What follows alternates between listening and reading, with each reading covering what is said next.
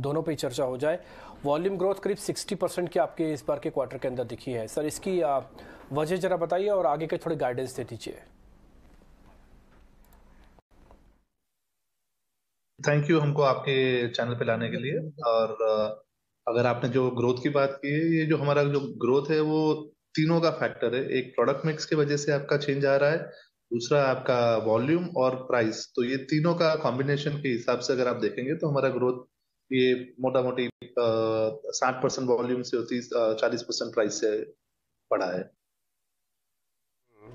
अगर आगे बढ़ें और कुछ रॉ मटेरियल कॉस्ट के बारे में जानें आपसे, क्योंकि ये बड़ा इशू आपके लिए ही नहीं पूरे सेक्टर के बारे में हो रहा है कि रॉ मटेरियल कॉस्ट उतनी तेजी से नीचे नहीं आ रही है जितनी उम्मीद थी। आपको कहाँ दिखाई देती है ट्रैजेक्टरी जाती हुई, और अब क्या आपको लगता है कि रॉ मटेरियल पे आपको थोड़ा क्वेश्चन मिलेगा आगे आने वाले क्वार्टर्स में, गुंजाइश है घटने की? आज अगर आप देखेंगे तो रॉ मटेरियल प्राइसेस आप अगर देखेंगे पिछले 2 साल में तो बढ़े ही है, और आज उसकी डाउनवर्ड ट्रेजेक्टरी हम देख पा रहे हैं।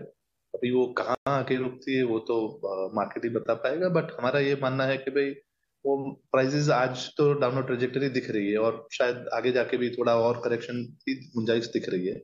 और हमारे हिसाब से ये है कि हम ज्यादा उससे बहुत ज्यादा विचलित नहीं होते हैं, क्योंकि हमारा जो बिजनेस मॉडल है जिसमें कि कॉस्ट हमारा पास थ्रू होता है, तो उसके चलते हमारे लिए ज्यादा अंतर आता नहीं है। थोड़ा वर्किंग कैपिटल में आगे पीछे होता है, पर उससे ज्यादा हमारे लिए रॉ मटेरियल के कॉस्टिंग इतना ज्यादा टेंशन हमारे लिए वो मायने नहीं रखती है उससे ज्यादा।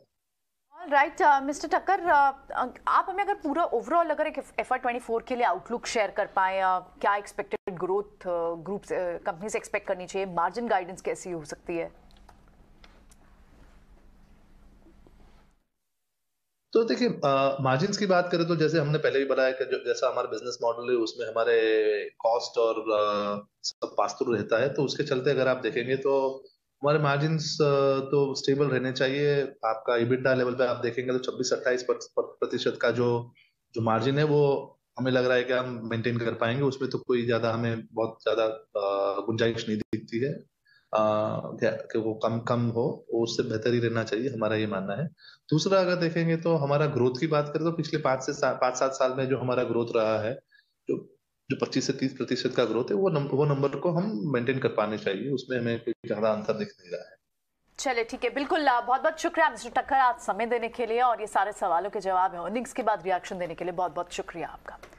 चलिए।